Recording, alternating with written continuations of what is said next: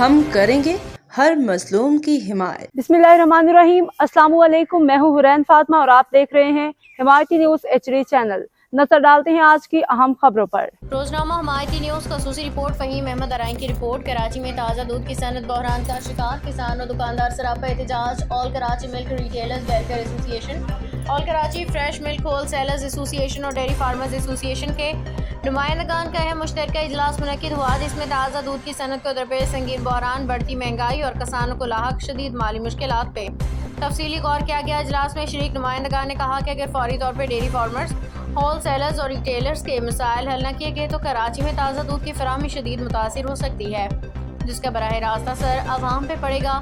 इजलास में इस बात पर जोर दिया गया कि ताज़ा दूध की सनत से वाबस्ता तमाम अफराद को अपने कारोबार और रोजगार को बचाने के लिए मुतहिद और बेदार होना होगा।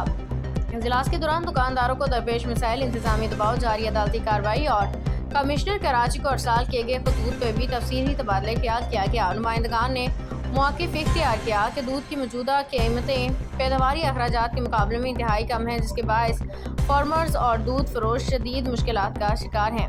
डेयरी फार्मर्स एसोसिएशन के रहनुमाओं ने बताया कि भैंसों की कीमतों में होशरुबा इजाफा, महंगाई, चारा, बिजली, पानी, अद्वियात, मजदूरों, ट्रांसपोर्टर के अखराजात मुसलसल बढ़ रहे हैं। इजलास में ये भी बताया गया कि शदीद गर्मी, मौसमी तब्दीलियों के बायस दूध की पैदावार में नुमायां कमी वाक़ई हुई है, जिससे सूरत हाल मज़ीद संगीन होती जा रही है। शुरा ने हुकूमत Sindh food department commissioner Karachi से मुतालबा किया है कि ज़मीनी हक़ाइक़ को मद्देनज़र रखते हुए किसानों, दूध फरोशों के जायज़ मुतालबात फौरी तस्लीम करें। इजलास में कहा गया कि अगर किसान जिंदा रहेगा तो ही कराची के अवाम को खालिस, साफ़ और ताज़ा दूध मुयसर आ सकेगा।